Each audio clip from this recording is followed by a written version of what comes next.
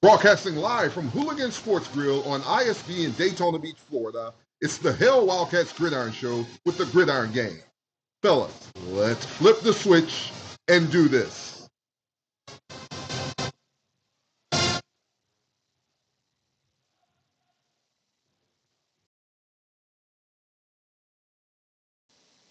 A very pleasant good evening, ladies and gentlemen, and welcome to the Hail Wildcats Gridiron Show here for the Florida Classic 2024. Hope everyone is doing well, getting ready to head over to Orlando for the big game. I'm here with my co-host, Mr. Ralph Smith and Mr. Larry Wesley. Sorry we're a little late getting online, but we had to talk Larry into some things, and we don't know if we're still we don't know if we're still able to keep him here tonight. Hopefully so, but well, CC called me and told me he was coming. He was going to surprise you all tonight. Yeah, right. That would be a surprise. He did surprise. Y'all be kind to my frat brother. We're sorry, Larry.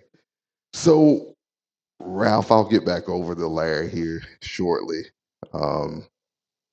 How's it going, man? Been a rough week for me. We gift wrapped another victory for another team that we should have brought back to Daytona. So it's been a rough week for me. Are you excited about the Classic? I'm extremely excited because I think we got two teams that's coming in struggling. And I think the team that's going to pull together is going to win Saturday. Most definitely. I would definitely agree with you on that.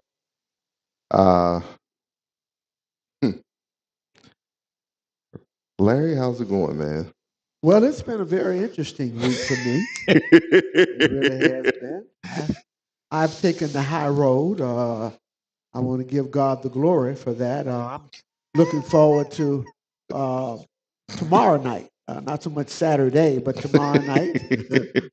The Golden Jubilee, the 1974 Bethune-Cookman College Wildcats gathering for 50th anniversary of that wonderful game played 50 years ago Saturday at the Speedway, where Bethune knocked off Florida A&M 6-0. And chance to see my guys from back in that era. Many of them have gone home to glory, but those of us who are still able to be amongst the living are truly thankful. And I'm just so excited to see some of those guys. Our numbers, as I said, are dwindling. We lost our head coach, Wesley Moore, earlier this year. Definitely. But it's going to be a grand affair, and I got a big surprise for those guys. I think they're going to thoroughly enjoy that when we get together tomorrow night. Well, that'll be great. That'll be a good kickoff for the Classic for me. And then a win, which we'll get to. Okay. I don't want. You speak it into existence, Daryl. There you go. There you go. I didn't want to get him riled up already, Ralph. So, But we're here welcoming everyone for our Florida Classic edition of the Gridiron Show. Glad to be here with my co-hosts, the ones who counted it not robbery to show up. So, without further ado, we'll get to some of the SWAC week recaps, man. I know Ralph already covered a little bit of our game from this past weekend, but we'll cover a little bit more here on the show. So, first up, we had on Thursday night, we had Grambling going up against Alabama A&M. And if you were a Grambling fan, if you were a football fan, you thought Grambling was going to walk away with that football game on last Thursday night. I know we stayed watching it and we saw the turn coming. And it was a replay of Daytona Beach, okay? It definitely was. It was. It was definitely a replay of what we had seen here on the beach. And the final score of that game, Alabama A&M 22, Grambling 17. So those guys are, yeah. Grambling is almost identical to Bethune-Cookman College. They can't finish. And I think personally that has a lot to do with coaching. Yes. Inability to finish. And it's a lot of it is on that one side of the ball. Sounds familiar, doesn't it? Very familiar to Bethune-Cookman. I know nothing that you speak of. Okay, all right. We'll get you later. Next up, you have Mississippi Valley. Goes up on the hill, the highest of 7, so they say, and topples that hill 24-21. Mississippi Valley over FAMU. They've actually, they being Florida A&M, they've actually handled this far better than I thought. I thought the city would be on fire. I was calling to do wellness checks on kinfolk up there because I just didn't think that they would be that subdued, if you would, by the loss. Well, they're just getting all the kindling because they come to Orlando. Okay. So it could go down in Orlando. So if that doesn't bode well, will they be having Thanksgiving away from Tallahassee? Because if they lose that game in Orlando, are you saying the same calmness that was there last week with Mississippi Valley will be in effect in Tallahassee? Well, yeah, it could be. Okay. And then they got one more after that. So who knows? Yeah. See, I don't agree with that. I don't think there was any calmness in Tallahassee. I think they were so pissed that they kept it inside. And I think they want to release that on Saturday in Orlando. And we're not going to allow them to release that tension on us. Well, I truly believe that one of the best things that happened to them, which might have had a hand in the calm that we saw in Tallahassee, the supposed calm, was the hiring of Angela Suggs. Because I don't know if things would have been that calm if the previous athletic director had still been in place. Lord, no. I just can't imagine. I cannot imagine that. Lord, no, because even I saw even some write-ups. If you're a certain guy's friend on Facebook, she was summoned during his report that he puts out every week, and it wasn't nice. No, it wasn't. It was definitely not nice. So, yeah, So we're in Classic Week, and we'll soon find out. We will soon find out who will ascend to the top of the mountain. Exactly. And who will hopefully get to ride the bus back home. You know how that goes. The only game count. It's on Saturday, folks. Yeah. So all you homecoming celebration, not celebration, but classic people, we're looking forward for you being there. What do you mean, Ralph? Oh, I'm talking about our special fans. Oh. Yeah, our special fans who are homecoming. The ones who got up and walked out against Grambling. Exactly. Those guys. So come over. I think it's going to be a lot of surprises, and we'll see. I want to say this. If Ralph Smith doesn't leave a football game, nobody else should. There you go. Tell him, Daryl. Tell him, Daryl. Because there's health problems there if he leaves. Tell him, Daryl. You too. Listen, if y'all got Ralph on the bus, you got to stay for the bus. See, that's why I don't like riding the buses. I can't walk from Orlando. But he might get an Uber. Hey, I'd be scared to go back out there, and the bus driver might be laying down there on the ground, and the bus gone. You're right. No, but all jokes aside, we'll keep on with our SWAC recap. Jackson State Goes to Alabama State. Final score of that game: Jackson State 16, Alabama State 10. Good game there, but then the brawl ensued afterwards, which was not so kind. And numerous players are suspended for their games coming up next week, or this weekend rather. So, and more $25,000 fines handed out. I often say we are living in a society where we are struggling with intellectual emotion, Yes. being able to control our feelings. And why not use that energy when you're playing the game rather than for a post-game encounter that only makes both universities and the conference bad. And going to make you sit out the next, the next contest if you get suspended. And as you come down to, for one of those teams, a very important time. But I mean, again, that speaks to the volume of EI, emotional intelligence. Yeah. Because we're living in that world today where we really don't think. We just move off of our feelings and emotions. Yeah. I mean, unfortunately for Bama State, not to cut you off, Ralph, this has been a reoccurring theme with their ball club. Yes. It has been, and not just there, but then the even in the MEAC, you get the big brawl between Howard and North Carolina Central, and suspensions there.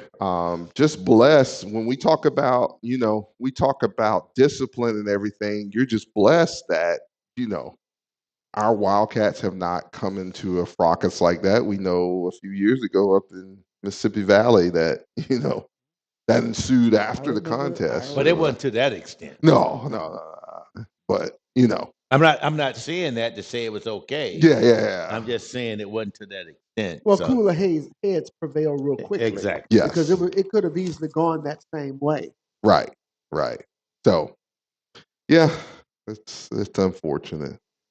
Next up, Arkansas Pine Bluff travels to Southern. Southern wins that contest 31-9, thus locking up the West. Well, the interesting thing about both of those two games you mentioned, Commissioner McClellan was at the East Ball game to hand the trophy out to the victor Jackson Really? State, and Reggie Thomas was at the West. Was at the West to hand the trophy to Southern, and both games,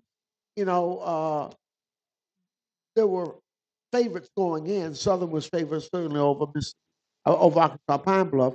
We knew Bama State and Jackson was going to be a physical grudge. Right. But to perform like that when the commissioner is in the house, oh my goodness. Wow. So he can personally see numbers. Literally. First-hand view. Oh, man. Then our Wildcats, as we talked about earlier, go to Houston, Texas, come up on the short end of that stick, 17-14. We'll cover that game here shortly. Alcorn State goes to Prairie View. Alcorn State 26, Prairie View 13. So what was it? A week after beating the Rattlers, they went back to being Prairie View. Well, they had been waiting for FAMU to come out to their hill, and they jumped them. But I guess they played back to more of their normal football against Alcorn, or either Alcorn found a way to elevate their game. Yeah, or they used it all up against FAMU. One or the other. Yeah. You hate that, but that's what it is on any given Saturday or Thursday night. So that will take us right into our Pro First Sports Management SWAC week schedule and rankings. Alabama A&M goes to Mississippi Valley. That is a 12 p.m. kickoff there in Itta Bena. Prairie View goes to Alabama State, 2 p.m. kickoff there in Montgomery. Texas Southern goes to Arkansas Pine Bluff, 2 p.m. kickoff. That game is televised on HBCU Go. Jackson State travels down the road to Lorman, Mississippi, 2 p.m. kickoff against Alcorn State. On the reservation. Yes, sir. And then to wrap it all up, the granddaddy of them all, the biggest HBCU game in the country. FAMU faces our Wildcats. Bethune-Cookman is the home team this year. 3:30 p.m. kickoff, Camping World Stadium in Orlando, Florida. Looking forward to seeing everyone there.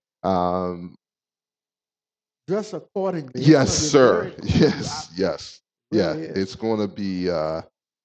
It's going to definitely Chilly be Willy. chilly. Yeah, definitely be Gonna be a chilly. little Back to the chilly. old school classics, to where yeah, bundle up. Don't play with it. I see Marcus Aldridge in the queue. Yeah, you see what he said. Yeah, I commented on something that he said. He's thanking me for agreeing. Anybody with eyesight should be able to agree with that. Good call, Marcus. That'll take us into our FCS computer rankings. Jackson State comes in at 36. They were previously 40. FAMU comes in at 63. They were previously 49. Southern University comes in at 64, previously 70. Alabama A&M comes in at 76. They were previously 96. Alcorn State comes in at 77. They were previously 97. Alabama State comes in at 83. They were previously 79. Prairie View comes in at 97. They were previously 92. Grambling State comes in at 100. They were previously 98. Texas Southern comes in at 104, previously 108. Arkansas Pine Bluff at 119, previously 118. Our Wildcats come in at 120. They were previously 116. And Mississippi Valley State comes in at 125. They were previously 129.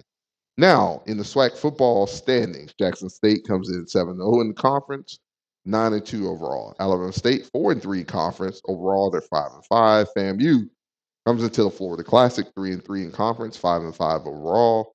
Alabama A&M 3-3 conference, 5-5 overall.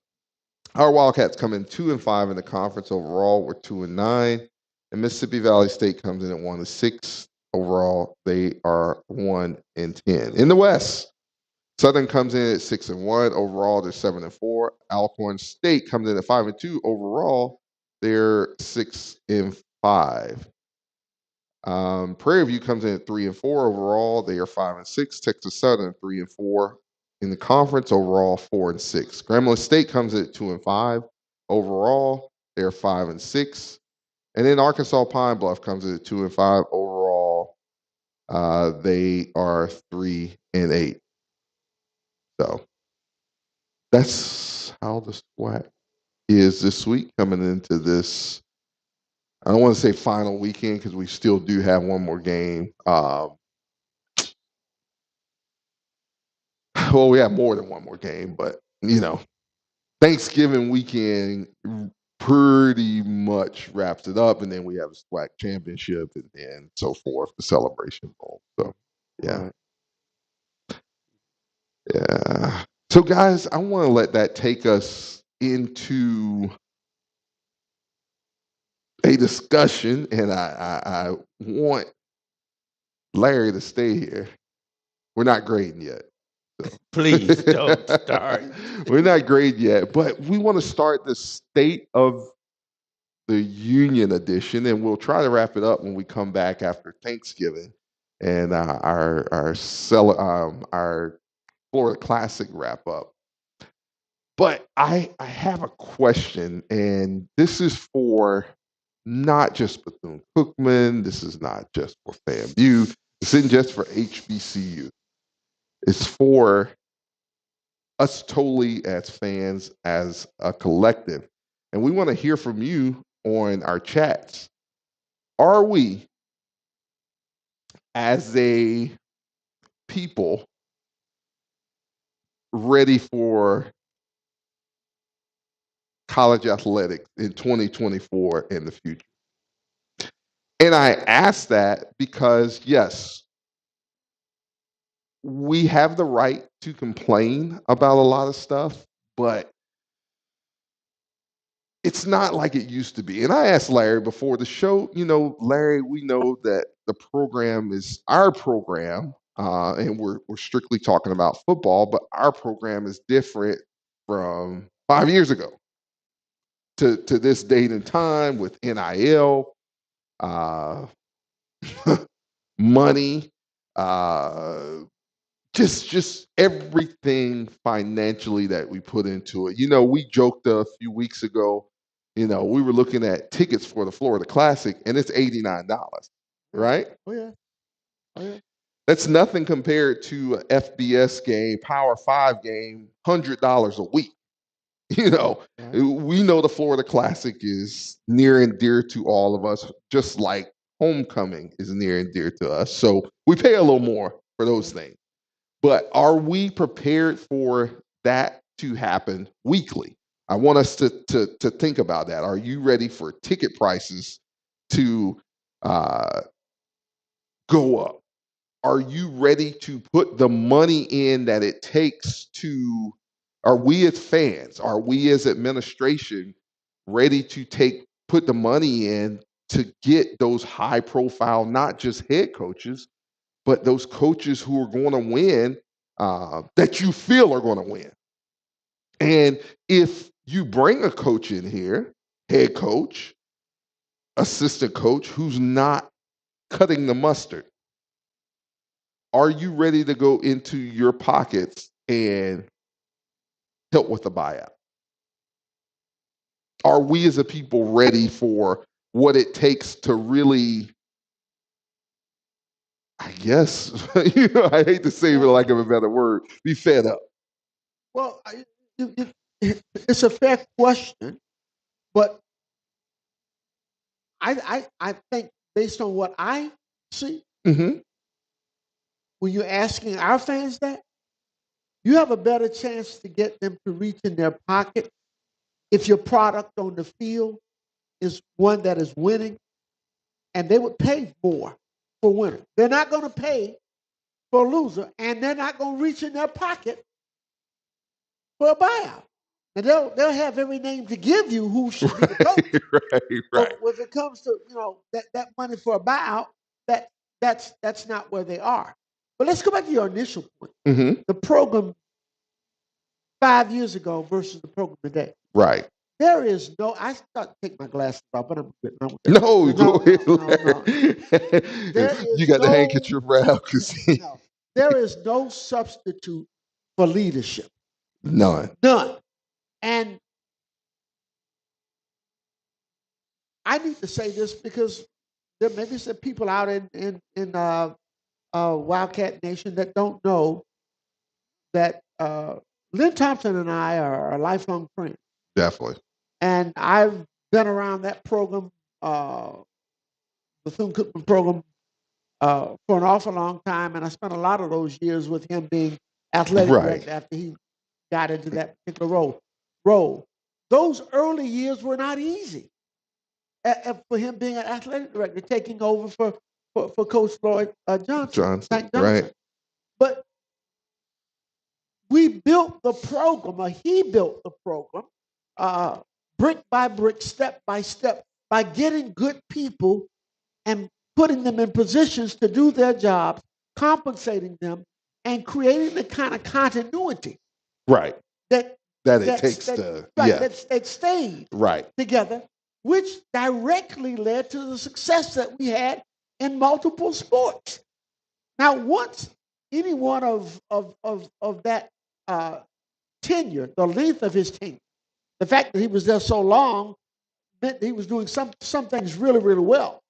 We won more championships than we ever won, in multiple sports. But you can't think that just plugging somebody else in is going to automatically generate. Flip that switch. Literally, it's not going to happen. So immediately when Lynn declared that he was going to resign, I knew right then our program was going to suffer. And then when I saw who we named, and that person we named said he had no interest in the job, didn't know anything about the job, but we gave him the job anyway, then that was the most asinine thing I'd ever heard of in my life. And so we're now paying the price for that. Because if you think about it, you never hear Bethune-Cookman mentioned anymore except in the brunt of jokes. That's it. They don't cover our games. Right. We went 5 overtimes with Southern, and nothing literally was written about it. You go to, and I'm glad you said that. You go to the News Journal, what do you see about Bethune-Cookman in Nothing. the News Journal? Nothing. Literally. You go to the Tallahassee Democrat. They've got to beat right. Yes. They got to beat right. I mean, they have their own section. Yeah, I mean, literally. But we always got coverage. People want to cover things that are exciting. Yes. They don't want to cover stuff that's bland. You know, and so therefore that's where we are. And until you fix that leadership, you're not going to get out of this. Where's our sports marketing? Where are all of the areas that were so critical for us, including sports marketing, our Cat Eye network that literally built? He brought that, he and Darian McCaskill, it was his brainchild, but he got Darian to come in and they built that thing till it became the #1 sports communication program in the MEAC when we were in the MEAC. And then other schools began to copy that. But you have to have leadership in those quintessential areas to succeed. Without it, to sustain this is just not something that's a turnkey that you can plug and play with anybody. So whoever made that decision was doing Bethune-Cookman a gross disservice in hiring somebody like that who personally said, I have no interest in being it. I want the money, but I don't want to do the job. So after doing a little research, we find out, HBCU Go, Byron Allen's network, we know they do televise some of our games, in football, other sports also. That contract with the SWAC was $120 million. So if you break that down over 10 years, you break that down, it's about $12,000, give or take, per year. You have 12 teams in the in the SWAC. So that's about $1 million per distribution. Right. Throughout the league. The entirety of the right. Right. Let's fast forward to let's just say we won't even go Power 5. We go mid-major, right? Okay. Probably a TV deal there is probably, and this is just football, just football, not every sport. We're talking 70 million or more, and that's just for football. Those are just not all the sports. You don't have to, distribute it through there. Can we make it? Are we, I'll ask it a better way. Are we as fans, and now we'll just bring it back home to Bethune-Cookman, are we as fans going to be able to see this thing through without half our fan base dying a heart attack? We got some difficult days. We got some difficult days ahead, not just as fans, but I'm talking about economics in general. For sure. In general. Yes, yes. How much discretionary funding do people really have these days? It's not like it used to be. And we sit here, I don't mean to bring politics in, we know who's coming in. Who know who's coming in in the beginning of 2025. So we're going to have 2 real lean years there with him being in until we get to the midterm for the elections of midterm in 2026. So dollars are going to be really, really crunched from that perspective. And so we're going to have to understand the fact. Now, go back to what you were talking about, HBO. HBCU, right. They like broadcasting. Yes. For Bethune-Cookman. But we got to have a product that's worthy of being broadcast. But they have told the conference they enjoy coming to Daytona. But we don't have a product right now that they can really just market and push on somebody. So we got a lot of stuff we've got to fix, but there are.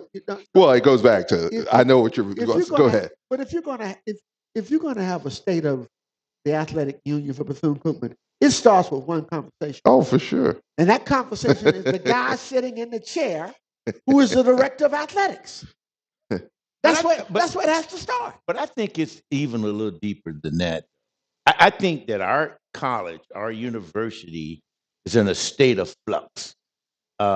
Nobody really is really concentrating on any one thing, but a whole bunch of things. Bethune-Cookman is not the university it was 10 years ago. We got a lot of different changes. We got a lot of different people who have really not bought in to Bethune-Cookman. They're just collecting a paycheck until you finish that. Well, Ralph, I don't mean to bring salary in, but you giving an athletic director who's a basketball coach, you're giving him a double salary? That's a major salary. I think that's a big issue. I think that's an issue. That's a critical leadership issue. Not only that, his assistant coaches are actually the highest paid assistant coaches in FCS. They're the highest paid. And we just haven't seen the success with the money we're paying. With all that being said, are we as a fan base ready to assist? And the reason I ask that, if it must be told, half of James Colsey's salary is being paid by pretty much the fan base. Of course. Yeah. So that's the same fan base that was raising money to keep Willie from going to Duke. Right. And they raised the money. Yes. In less than a week's time to try to keep him at FAMU. Now, could we do that at Bethune-Cookman? I don't think so. I haven't seen it. I asked that too because the head coach asked for $25,000 to pay a quarterback coach to help with a quarterback coach, and we don't have one. The money, whether it couldn't come from the athletic department, it couldn't come from the fan base. I mean, well, it's safe to say that nobody from the outside is able to see on the inside of what's going on at Bethune-Cookman, almost at any level. Any level. So we don't know what the funding is, what the finances look like.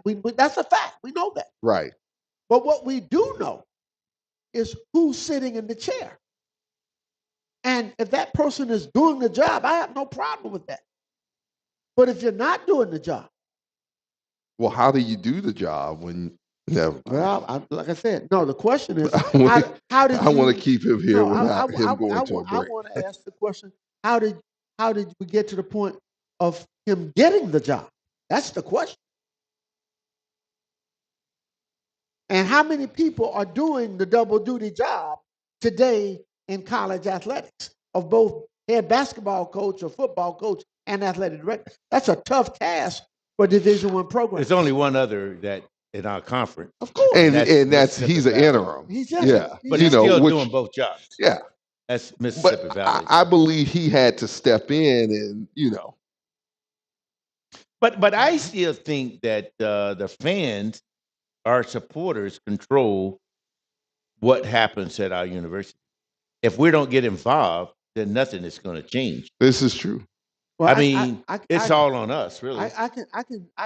I won't say guarantee this, but I feel with a great degree of certainty that if the product we have on the field now is what it is the same thing next year, you're going to see a growth drop off in attendance on the part of course. We've started. It's already there. Yeah. We I mean, you look at the Grambling game. But can you actually blame them? These are hard-earned dollars that people are working to lay out. When I go to the game, I got about one ticket. That's me. But somebody who has a family and kids or whatever, you got a park. The park. I mean, literally, that's not easy money. That's major money. And for the last 4 years, we really have not put a good product on the field. So you can't really blame the fans, because really they haven't had anything to get excited about.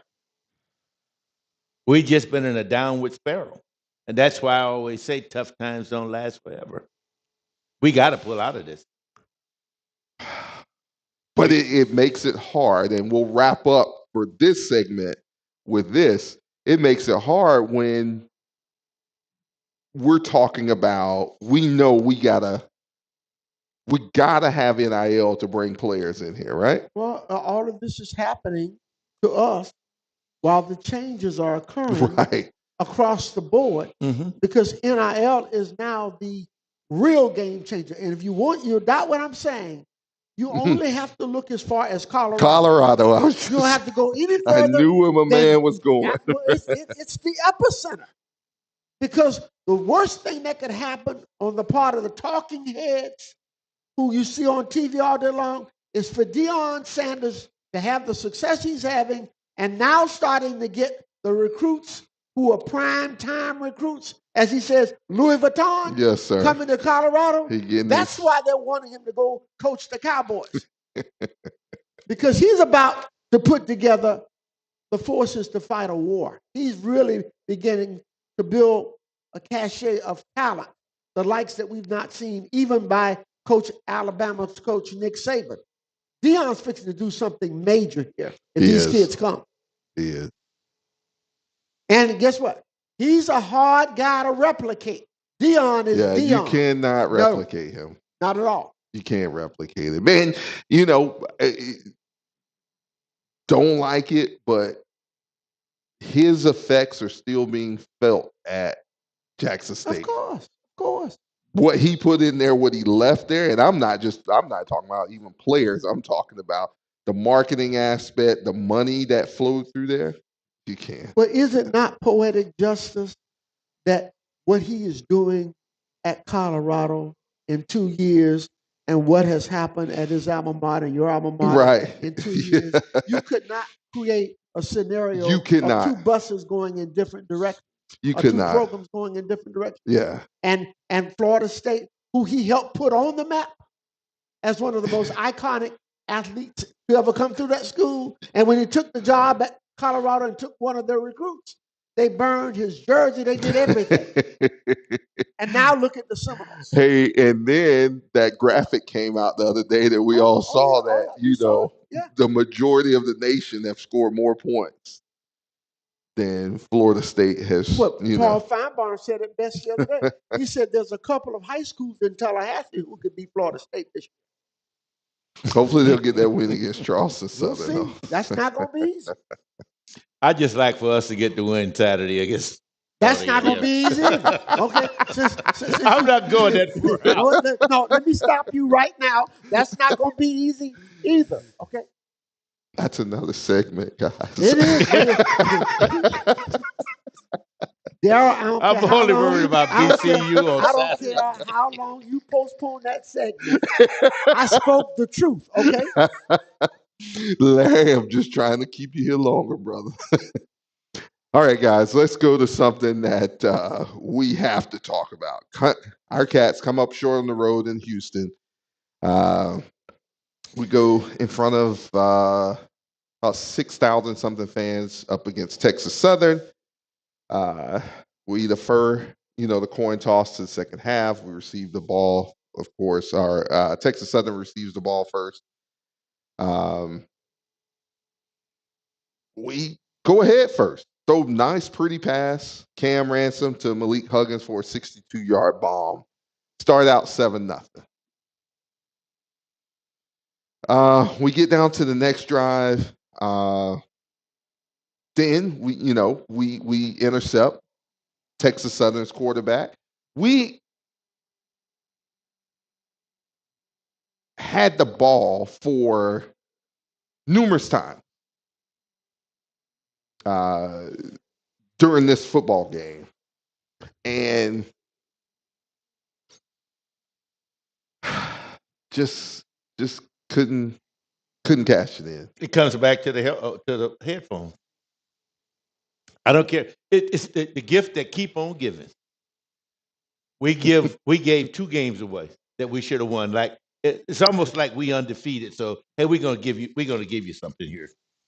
It's 2 games that we lost. We shouldn't have lost. I mean, and I blame that totally on the helmets, on the headsets, on the headsets. I mean, again, as we said several weeks ago, we got the talent. We always had the talent. Our problem is headsets. What did you see specifically in that game? I know you said the headsets.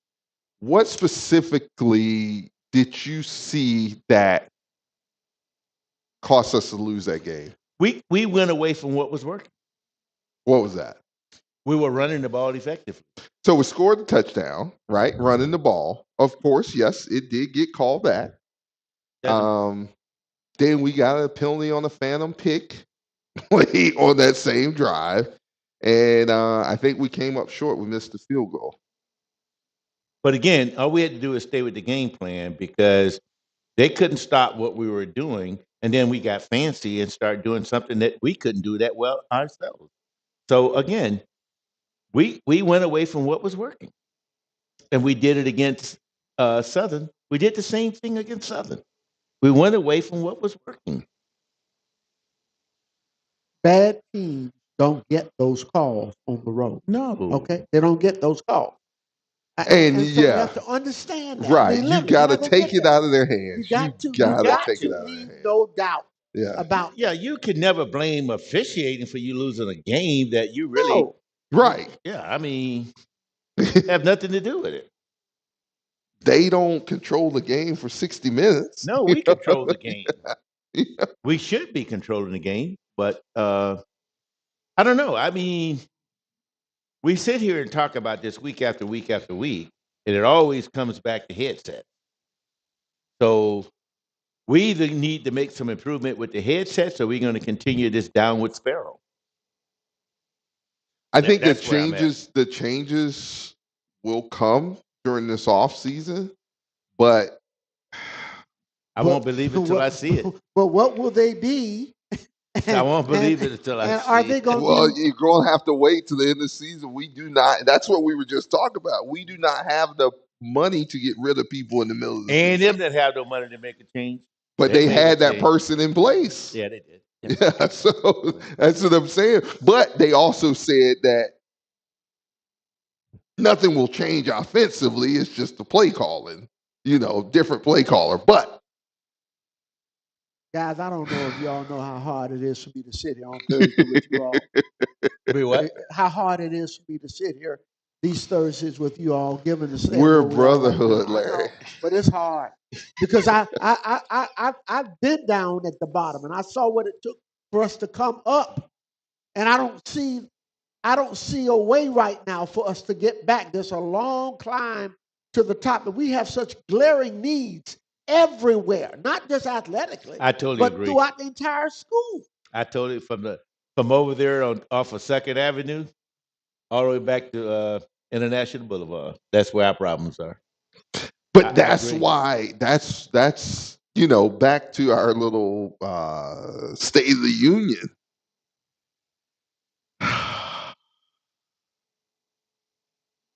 Where one of the persons in the queue said it best. If you put a product on the field that's worthy of seeing, right, our people will bite the bullet and pay for that. They would do that. Everybody Absolutely. loves a winner. They love a winner. Yep. But let me ask you this: are you losing before you even get on the field? Are you asking me about the current coaching staff? I'm not just stopping there. Okay. I'm also carrying it further than that. What did I say before? To me, the fix-it, I know we're looking for a president, but we're talking athletics now. Right. Until you fix that situation with the leadership and athletics. Particularly in terms of, I'm not talking about the ability to do the job, but that's not a job that one man can be on top of while he's doing with that many sports. You can't do it. But we seem to think otherwise, and we give that individual carte blanche to do what he wants to do.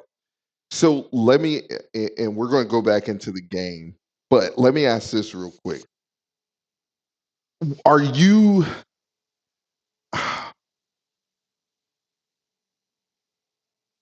Are we what? Let me ask you this real quick. Could you bring got Nick? stuck. Could you? No, I didn't get stuck. I was just thinking of a name. Could you bring Nick Saban into the football program and fix it? What I said to you several weeks ago, you and Ralph, I don't care because I know our fan base, like every other fan base, everybody likes to call in and recommend a name. Right. I don't care if you woke up Vince Lombardi and brought him back here. That's my point. Though. No, it's not gonna work. That's my point. Though. It's not gonna work. That's But where. we discussed this last week about the infrastructure. But that's what I'm it. saying, and so that's why I asked the fans. Like, fans are, you know, But even with the infrastructure, we still need coaches to coach. The infrastructure is one problem. That's a problem we need to deal with. but that's But where our it issue starts. is with our issue. Yeah, but I'm talking about with the guys we're paying a salary now to do a job, and I'm talking about headset. Right. That's what's hurting us right now on the field. See, the previous leadership in athletics would have had more of a helping and guiding hand in helping that new coach, Raymond Woody, Right. put together a staff. But the leadership we have right now, they're concerned with bouncing the basketball. That's all they. That's all they want to do. That's the truth. That's all they want to do. So we're not getting that. We're not getting that helping hand, among other things. We're not getting it.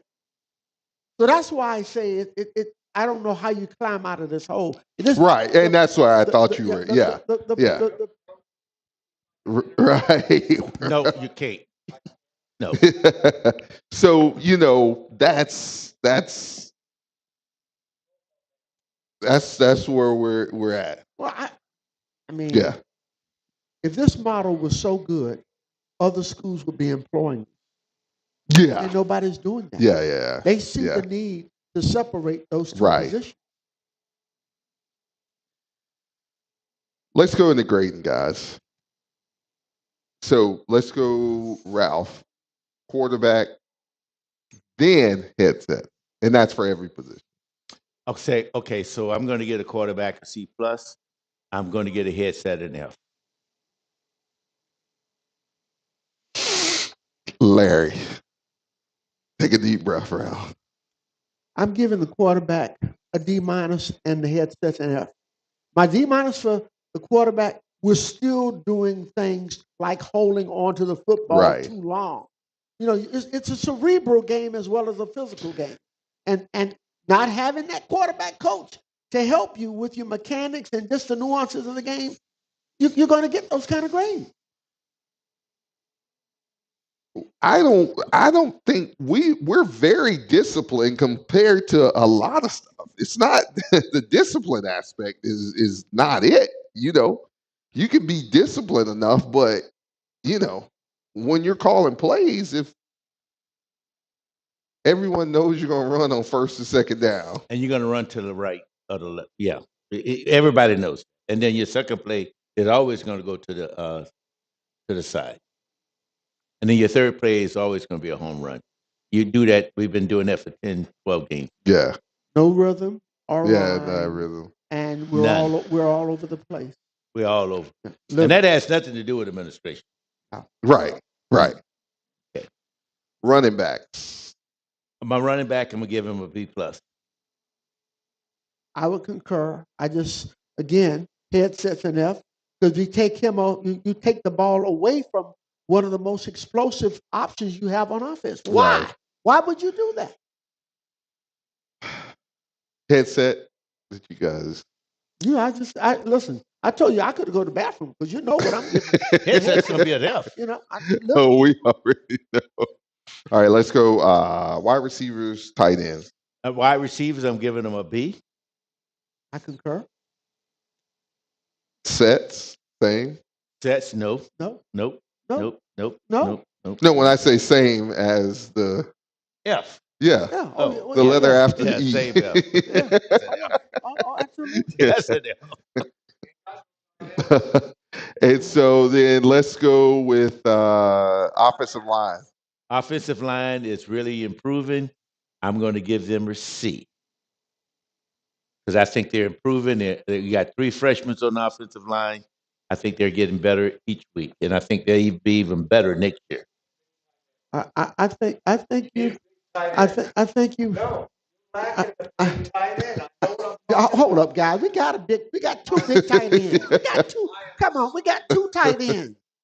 We got 2 tight. We just don't go to them. We don't throw to them. Well, down the stretch, especially down the stretch when we really needed, the big throwdown. We agree. Yeah. Yes. Yeah. So we're talking about the headsets. Yeah. But with the grade on the lineman, I would go with Ralph. They're showing improvement. Gotcha. They're young and they're learning they're getting baptism by fire. Right. And so I can live with that. All right. Overall offense. Overall offense, I'm giving them a C- because they went away from what was working. And that's headset, actually. And And what was the biggest thing that we saw that was glaring was the way we were moving the ball was like we were ahead in the game. Yeah, we get this attitude like we're winning, and we're taking our time and just burning the clock up. Yeah. Well, Yeah. I mean, again, that gets back to a sense of urgency. Offensive play calling is rhythm. It's about having a tempo. But what blows me away is when I look at our offense play, it looks like a revolving door. We got people running in and out, in and out, in and out. I mean, we never stay with anything consistent. I could say in definitely 3 games, there were opportunities to win those 3 games at the end with the offense. Or with time, with enough time. But also, Daryl, in 2 of those 3 games, it could have been won in the first half. Right. If we go ahead and have a sense of urgency, and cash in when we have our scoring opportunities. But at the end of those games, we had the ball in our hands, and all we had to do is do what we needed to do to win those games. And we was doing crazy stuff. I mean, we got running back or quarterbacks running out of bounds instead of killing the clock. So, yeah,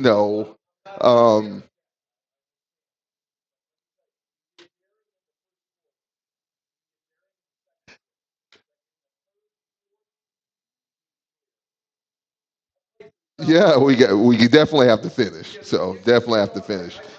Let's go to the defensive side of the ball. The defense, I think, played pretty well, but again, you cannot keep them on the field and expect them to perform at the level. Yeah, they get tired. D line. D line, I'm going to give the D line a C+. I thought they played well. I thought they played gap integrity. I thought they started to wear down in the second half because they were on the field for too long. It was and when you got big backs like that, were But they gave us an opportunity to win football. Yes. So I can live with the C+ for that. Yeah. Linebackers. D. Yeah, I didn't hear enough of the linebackers. I thought we lost in the second half a lot of our gap integrity with the linebackers stepping in. And I would agree with Ralph on that grade because once that big back got rolling, it was kind of hard to shut him down. Yeah, it was miserable out there. If I'm a tackler, that is not a game, man. Let's go defensive backs. C-.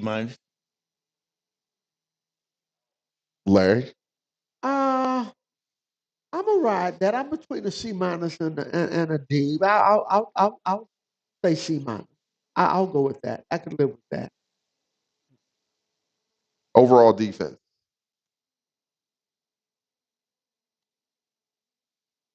I'm only going to give him this grade because it was on the field too long. I'm going to give him a C-. Now, I'm going to give him a C+ because Texas Southern averaged 21 points a game. Yes, and we did hold them to 17. Well, I was going to say the same thing, but I was going to give them a C for that. But I was going to point the point factor out that Ralph just made as well. About being on the because field. again, You're right. if you tell me we can go in that game and we hold them under their average, we ought to be. We ought to win that game. If we had any kind of headsets on the offensive side, we should be able to score that many points. What did we say? We said, they're going to score 21 points in this game. You have to score more than that to beat them. Well, you said that last week. Yeah. But you held them to 17, but then you scored 14. And if you look at us with ending the game with the ball, it was almost like we were playing like we was in the lead. No sense of urgency, and the play calling was just terrible when you're trying to win a game. So I don't know. That's where I'm at. Special team, Ralph. Special teams has been down. Special teams, I'm getting my punters and my kicker. Now we did miss 2 key field goals, so I'm going to give them a C-. I would concur as well. I did not expect Cade to come up. I didn't either. On the on the 25-yarder. That's a 15-yard kick. Right. And to miss that really hurt. That was a surprise to me. Really, I really thought anytime we're inside the 30-yard line, that should be automatic. Automatic. And it has been with Cade. Right. If the execution is good, right. Snap to the holder gets it down, he's usually pretty true. For him to miss that one, that really was a major point in the game. Overall team. C-. That's a game we should have won. Yeah, I would live with the C-. But again, we are a team that does not know how to win, and all of those mistakes that we speak about weekly appear again. And until you learn how to win those games, you're never going to get better. You got to learn how to break through. We have not. Now, to me, I've always felt this way. The job of a coach, if we're in the ball game, that coach, if he's a good coach, whether he's football, basketball, he should be able to bring that team home. Right. At that point in time. I agree. But we're not there as a coaching staff in being able to do that right now. So we've been in all of these winnable games. Yep. We just have not gotten the kind of help we needed from the coaching staff to get us to the finish line. Pull us through. That's it. Pull us through. On the day, Bethune-Cookman finished Saturday's contest 334 total yards. Texas Southern 317. Passing yards, Bethune-Cookman 219, Texas Southern 170. Rushing yards, Bethune-Cookman 115, Texas Southern 147. Penalty yards, Bethune-Cookman 8 penalties for 135 yards. Texas Southern 6 penalties for 60 yards. First downs, Bethune-Cookman 21, Texas Southern 21. First downs, Bethune-Cookman 5 for 14, Texas Southern 8 for 15. Fourth down conversions, Bethune-Cookman 1 of 1. No fourth down conversions for Texas Southern. Time in possession, Bethune-Cookman 32 minutes, 20 seconds. Texas Southern 27 minutes, 40 seconds. I have a friend of mine who's retired college football referee. And he would say to me a lot of times, he said, Larry, when we're calling games, I was calling games, he said, when you got a bad team playing, referees tend to look for them to do bad things. Look, and he said it shouldn't be that way, but they feel it's human nature. It probably is. That's how he made it sound, Ralph. So what I said earlier, when you are as we are, if you got a chance to take control of a game, you need to go do that right then. Break that tendency.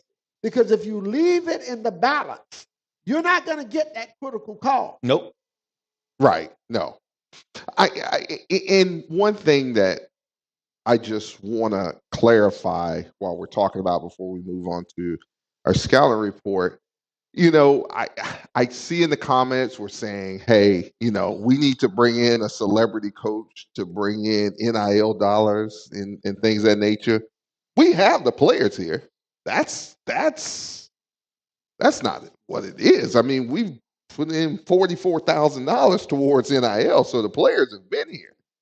You gotta have a staff who is able to coach these guys up, and that's a big attractor. And that's where our staff has failed. Yeah, right. That's where they failed. So it's about staffing, and that doesn't go to the NIL, and go to the coaches. It goes to the staffing, and so it's about staffing, and that staffing needs to be cohesive. And definitely. That's important. Definitely.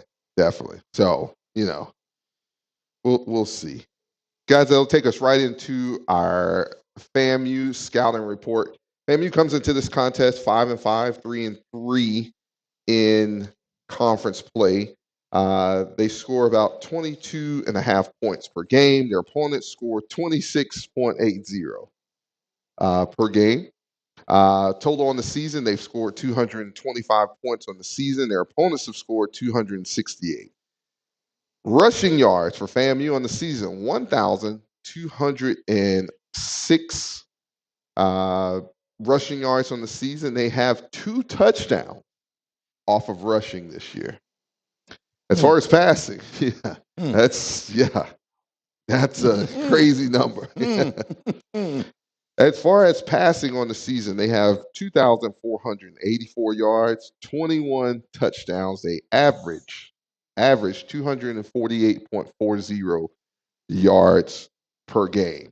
Total offense, they've ran 618 plays on offense this year for a total 3,690 yards. On offense, they've scored 26 touchdowns. Or they've scored 26 touchdowns on the season. I'm sure a lot of that's punt returns, interceptions, and things of that nature. Penalties, they average 73.10 yards per game. On the season, they have had 77 penalties for 731 yards. Time possession, they average 30 minutes, 44 seconds to their opponent's 29 minutes, 2 seconds. Anything stick out to you guys that's glaring? Yeah. They went 52 of 125 for conversions on third down, fourth down, 6 for 11 on the season. From what I can see, though, with the statistics, which I think statistics are a big liar, they rely basically on their passing. Yes. Well, which is a huge change from last year. Yeah, what we know them to, Well, the until Saturday. The gist of the change that was made this week. Right. And I hope our team recognizes this. FAMU is going to throw the football Saturday. Yes. A lot. They're going to throw it a lot. So our secondary, whether they're in cover 2-man or whatever, we're going to have to really, the slot receivers especially, because they run a lot of, they have a nice passing route combination. They set up things a lot. They got a nice tight end they will go to every now and then. But the big change is they want to put the football in the air. Yeah. Bottom line. That's right. So we've got to be ready for that. And if we're not ready for that, it could be a long day for us. They're very capable of running the football, but that's not what they like to do. Right? Well, no, they Willie fashioned his offense as a passing attack. Right. He really wanted to run the football. Right. He wanted it right. He wanted to spread you out and run the football. Beat you up and then go over the top. Yeah, over the top. Set it up. Set the pass up with the run. And so that's what we're going to have to be ready for. The other thing that I always say about Bethune-Cookman FAMU game is it's imperative. I speak from history. When you play FAMU, they are a front-running team. If you can limit their explosive plays, weather the storm, and stay in the game. Frustrate them. Literally. You frustrate them. I would never kick off to them. I would always squib, never allow any big kick return in the game with Florida A&M because that's who they are. They feed Right. off of that Oh, more than yeah. anybody else in the conference. So the longer we're in the football game, and it would help us a great deal if they play like they played Saturday with the turnovers because Right. we need some help. We need some help. As far as turnovers, let's see, how many? I looked at Interceptions. that a minute ago. Yeah, they've thrown 11 interceptions 11 on the interceptions, on the season. Fumbles, they have 17 fumbles on the season and lost 12 of them. Boy, that's a glory. A huge part of this game, guys, and let me be honest about this. Their quarterback that makes them go is coming off of a concussion. Yes, He really wasn't supposed to play last that's week. what I was. Yes, We need to get a pass rush, and we need to make him feel our presence and get him on that ground. definitely. Because if we can get to the backup quarterback, That's where. So we need to put in some real sophisticated blitz packages, and we need to come after this him. kid. We need to come after him. Not let him sit back there and have a hamburger. Exactly, because if you let him sit back there and eat fries and all that stuff, and a hamburger, it'll be a long day. He gonna Take you apart. Yeah, he's gonna kill us. So you need to get the big boy moving around, running and trying to escape. Well, when I watched him the other day, you could see he was skittish about running. He really didn't want any contact. Yeah, he didn't want any contact. Yeah, and a couple of times he got hit real good. Took him a little while to get up. And what we know about Mr. DeValley, they're gonna scratch and claw and come after you to the end. That's what they're supposed to do. That's what they're supposed to the end. That'll take us right into our Alpha One staffing, BCU versus FAMU, Florida Classic 2024 game plan. Ralph, I need your offense, defense, and special teams game plan. I know you gave us a little bit of it, but go to all facets of the game. So my offense is, we know for a fact that A&M does not cover the run very well. So I'm expecting us to come out with some sophisticated ways to get Mr. Palmer the ball, run the ball, set them up, and just use the possession pass, just what it is, possession. On defense, I'm looking for us to maybe get away from what we usually do and show them something different.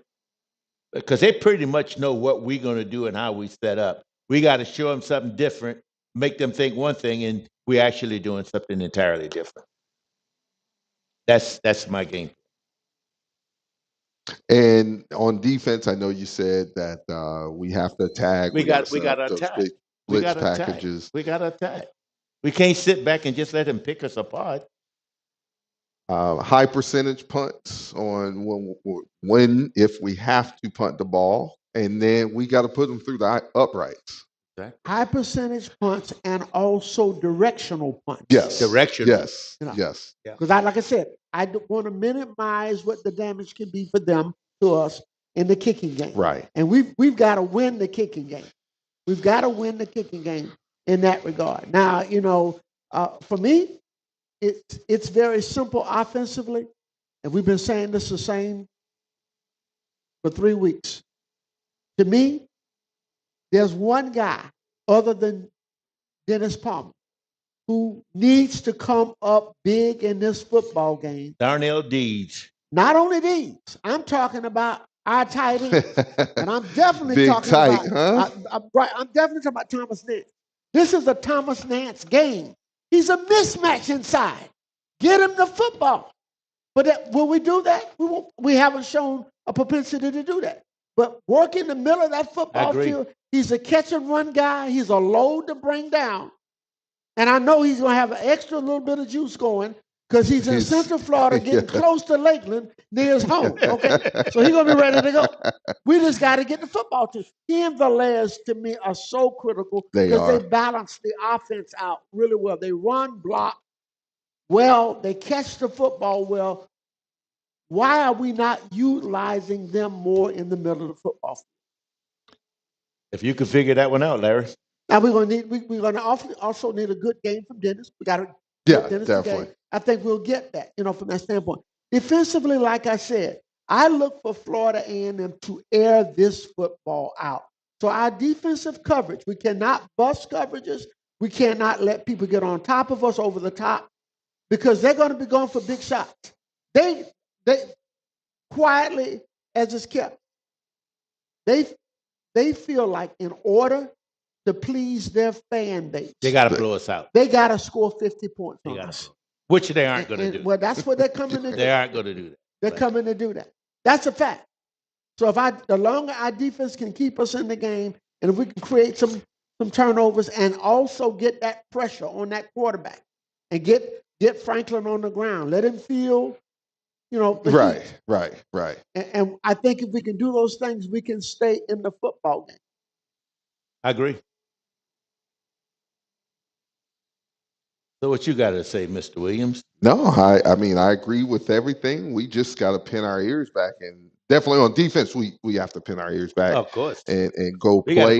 We got to put pressure on him. Yeah, everyone has to show up on that side of the ball. We can't let guys leak down the field, because they try to get them in areas where there's nobody is. Man, our biggest thing, which has hurt us so much in the second half of the season, is the underneath route.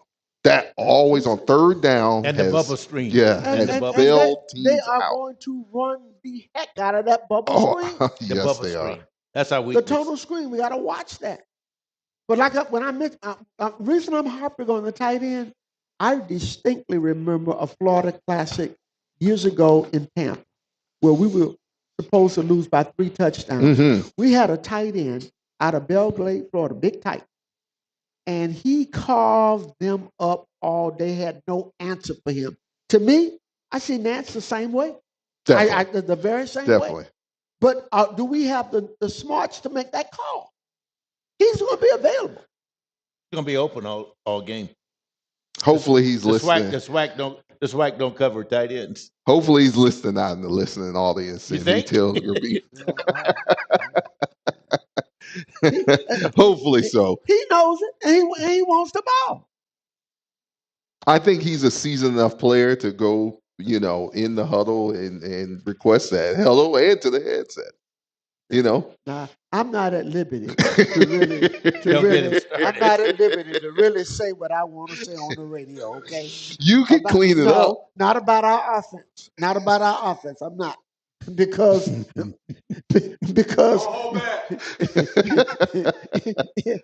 if there was some kind of way, that we could get a reprieve on our offensive coordinator this week, our odds for going up, for winning this ball game, go up exponentially. Believe me. Believe me. So are you saying Florida Classic after we lost to Delaware State? Take over that. That's all I. That's all I need. I don't need a magic act. I just need somebody who understands the nuance of calling a game. Right. With the offense that we have, just tweaking some things. That's it. That's all it requires. You're right there. That's how far you are from finishing. Oh. That's how you are. That's how far we are from being 7-3. Yeah. Man, got to keep the defense off. You got to keep the defense off the field, and you got to utilize the middle of the field. Definitely, you got to do it. What's that, Larry? I just see. I'm visualizing all the advantages that we have on offense. Yeah, if we get the football to our playmakers in short space and let them create yards after catch. That's all we need. We don't have to throw it 35 yards and 40 yards. Just get the ball to people in space, really. And you'll make first downs and you'll move that football. But that's very hard to do from what I've been seeing of this offense. Why do you think that, Larry? You really? What is it? Is this April Fool's already?